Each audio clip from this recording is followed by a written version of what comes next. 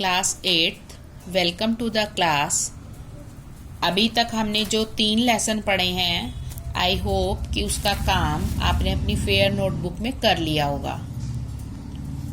यह है भारत देश हमारा और सेकंड चैप्टर था आपका। देन थर्ड आपका विवेक की सूझबूझ। फोर्थ चैप्टर आज हम करेंगे नीलकंठ, जो कि महादेवी वर्मा जी के द्वारा लिखा गया एक संस्मरण है। बच्चों, संस्मरण का मतलब होता है याददाश्त के आधार पर लिखा गया कोई भी लेख। यहाँ महादेवी वर्मा जी ने इस पाठ में अपने पक्षी प्रेम का उल्लेख किया है। साथ ही उन्होंने उल्लेख किया है कि मोर और मोरनी के बच्चों को खरीदने के साथ उन्होंने कैसे उसका पालन पोषण किया और वे छोटे छोटे बच्चे किस तरह से महादेवी जी के घर में घूमते थे। पक्षी भी हमारी प्रेम की भाषा को समझते हैं। जब हम उन्हें हाथ लगाते हैं तो हमारा हाथ लगाना, उनको स्पर्श करना किस तरह का है, ये उन्हें बिना कहे ही समझ में आता है। तो अब हम पढ़ेंगे पाठ नीलकंठ। इस पाठ के विषय में, लेखिका के विषय में और पाठ के विषय में इस प्रकार से बताया गया है। इस पाठ में प्रसिद्ध लेखिका महादेवी वर्मा अपने अनुभवों का स्मरण करती हुई अपने पक्षी प्रेम के एक संस्मरण का उल्लेख कर रही हैं।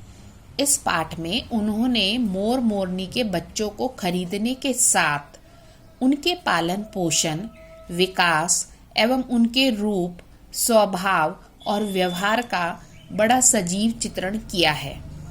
इस संस्मरण के द्वारा लेखिका का जीवों के प्रति प्रेम भाव, सहृदयता तथा सहानुभूति का परिचय मिलता है। यानी कि लेखिका वर्णन करेंगी किस प्रकार से मोर के बच्चों को उन्होंने खरीदा। उस दिन एक अतिथि को स्टेशन छोड़कर मैं लौट रही थी कि चिड़ियों और खरगोशों की दुकान का ध्यान आ गया और मैंने ड्राइवर को उसी ओर चलने का आदेश दिया। मतलब अपने किसी गेस्ट को छोड़ने के लिए गई हो तो उन्हें लगा कि चलो चिड़िया और खरगोश जहाँ मिलते हैं मैं उस दुकान पे चलती हूँ। बड़े मियाँ ने चिड़िया वाले की दुकान के निकट पहुँचते ही सड़क पर आकर ड्राइवर को रुकने का संकेत दिया।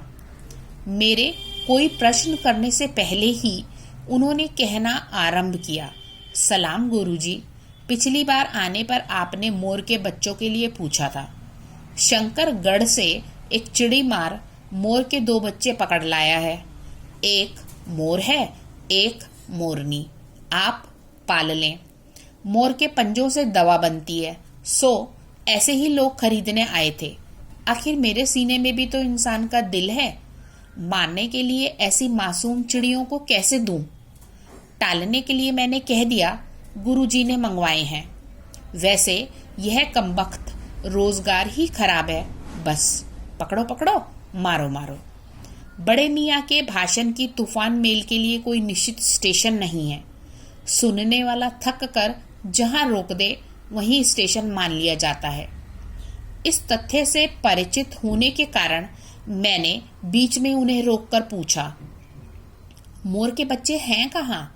बड़े मियाँ के हाथ के संकेत का अनुसरण करते हुए, अनुसरण यानी पीछे देखते हुए मेरी दृष्टि तार के एक छोटे से पिंजरे तक पहुंची, जिसमें तीतरों के समान 2 बच्चे बैठे थे।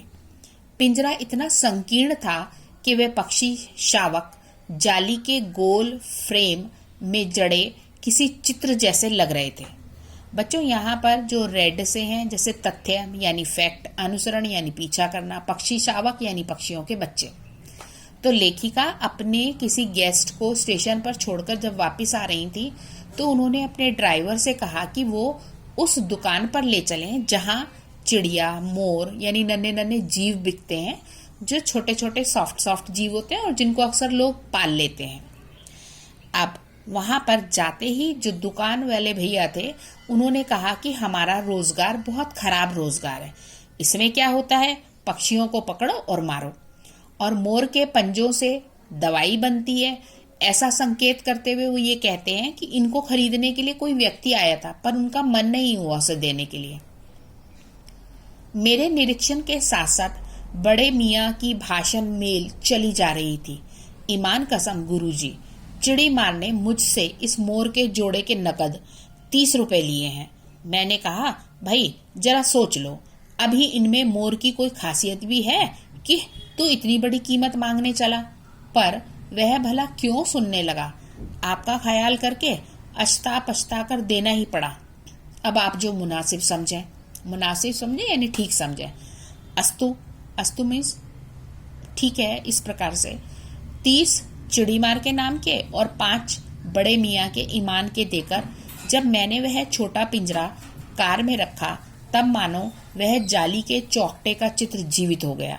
दोनों पक्षी शावकों के छटपटाने से लगता था मानो पिंजरा ही सजीव और उड़ने योग्य हो गया है। घर पहुंचने पर सब कहने लगे, तीतर हैं, मोर कहकर ठग लिया है। यहाँ लेखिका वर्णित करती है कि किस तरह से उसने बड़े मियाँ के कहने पर कि ये जो हैं पक्षी अच्छे हैं और इन पक्षियों के चिड़ी मार 30 रुपए मांग रहा था। आज के ज़माने में तो मोर बहुत महंगा है और वैसे भी मोर को पालना गवर्नमेंट की तरफ से बैन है। तो उस पिंजरे में जो मोर थे, जो कि दिखने में मोर जैसे नहीं लग रहे थे, लेखिका उन्हें 35 रुपए देकर खरीद लेती है। 30 रुपए बड़े मियाँ के नाम पे और 5 रुपए उनके ईमान के नाम पर। हालांकि वो खुद भी कहते हैं, जिससे जो पकड़ कर लाया था ना, उससे कहा उन्होंने कि भाई अभी मोर जैसा तो कुछ दिखता ही नहीं है इनमें। लेकिन लेखिका ने उनको खरीद लिया और खरीद के अपनी कार में रख लिया।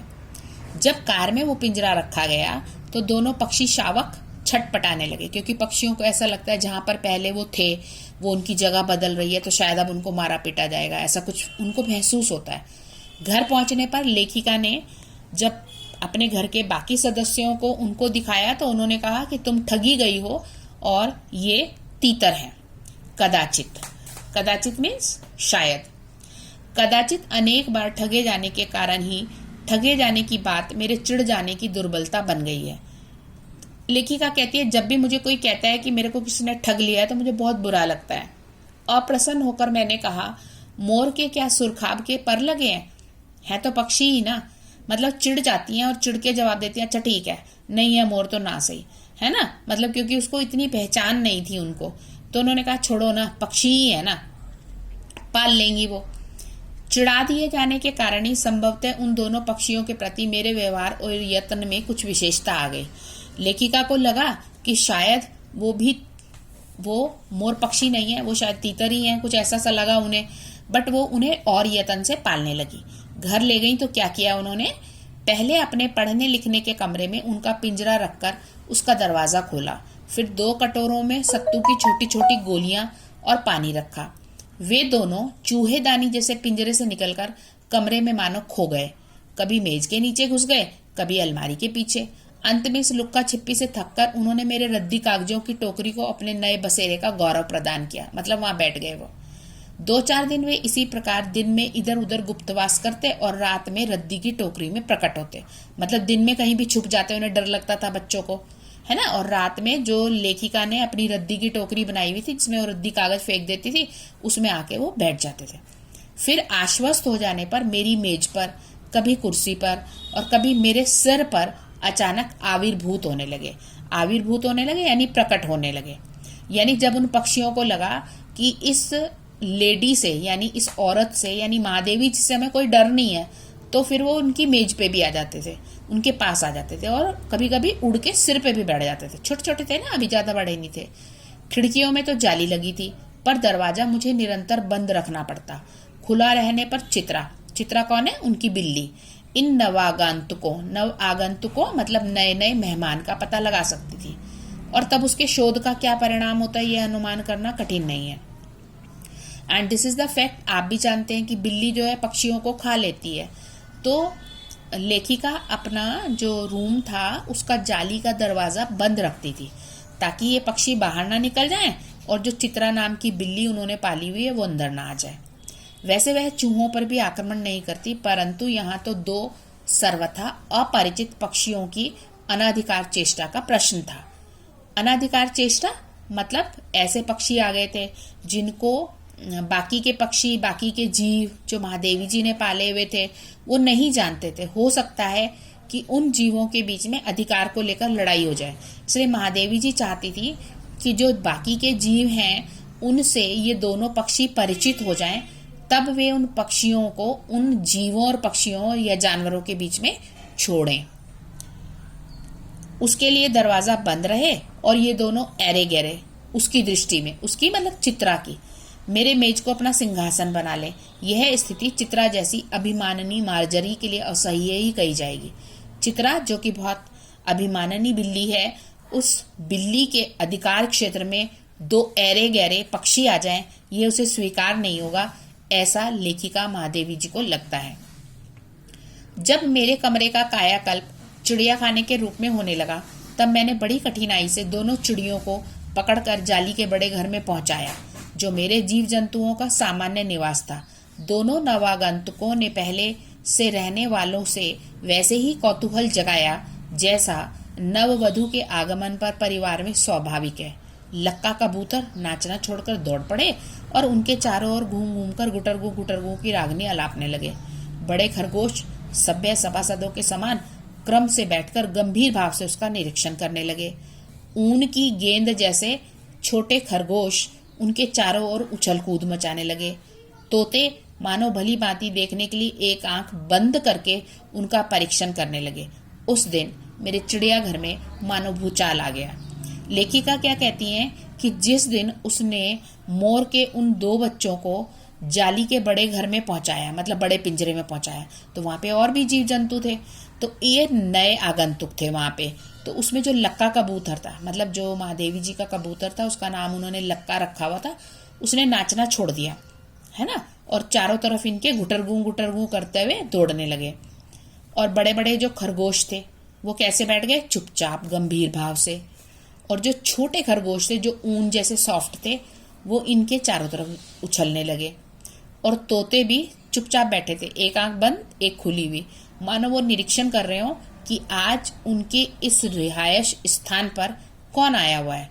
लेखिका कहती है उस दिन ऐसा लग रहा था जैसे पिंजरे में, चिड़ियाघर में जो महादेवी जी ने रखा हुआ था, उस पिंजरे में, हालांकि वो पिंजरा नहीं था, बहुत बड़ा था वो, तो उसमें मानो भूचाल आ गया। धीरे धीरे मोर के दोनों बच्चे बड़े होने लगे। उनका कायाकल्प वैसा ही क्रमशः और रंगमय था जैसा इल्ली से तितली का बनना। बच्चों आप जानते हैं इल्ली जो होती है उससे जब तितली बनती है तो उसका कायाकल्प बहुत परिवर्तन वाला होता है। आप देखेंगे अपनी साइंस की बुक में, देखिए जो तितली है वो किस तरह से इल्ली से कन्वर्ट होती है तितली में। That is very interesting. मोर के सिर की कलगी और सघन, ऊंची तथा चमकीली हो गई। वो तीतर जैसे दिखने वाले बच्चे अब मोर के रूप में परिवर्तित हो रहे थे और मोर के सिर की कलगी कैसी हो रही थी? सघन और ऊंची। चोंच अधिक बंकिम और पैनी हो गई। गोल आंखों में इंद्रनील की नीलाभ द्युति चमकने लगी। चोंच कैसी हो गई थी? बड़ी तेज। गोल आंखें कैसी हो गई थी? नीलेपन से युक्त। लंबी नील हरित ग्रीवा की हर भंगिमा में धूप छाही तरंगी उठने लगी। उनकी गर्दन कैसे हो रही थी? लंबी, नीले और हरे रंग की जैसे मोर की होती है, और उसमें शैडो जैसा चमकता था। दक्षिण वाम दोनों पंखों में सलेटी और सफेद आलेखन स्पष्ट होने लगे, और उनके दोनों साइडों पर क्या हो रहा था? पंख कैसे हो रहे थे? सलेटी और सफेद, यानी कि पंखों में कलर के हिसाब से जो चेंज आना था वो उन मोरों के पंखों में चेंज आ रहा था। आगे और क्या क्या चेंज आता है वो हम नेक्स्ट वीडियो में पढ़ेंगे। एक बार आप इसको अपने आप से भी रीड करिएगा। थोड़ा सा महादेवी जी वर्मा के द्वारा प्रयोग किए गए जो शब्द हैं वो थोड़े साहित्यिक शब्द हैं, थोड़े हो सकता है आपको मुश्किल लग रहे हो, तो इसमें जो भी शब्द आपको मुश्किल लगे उसको आप अंडरलाइन कर लीजिएगा और फिर अगली वीडियो में, अगली जूम क्लास में, वीडियो में तो नहीं, जूम क्लास में आप मेरे से पूछ सकते हैं। Okay students.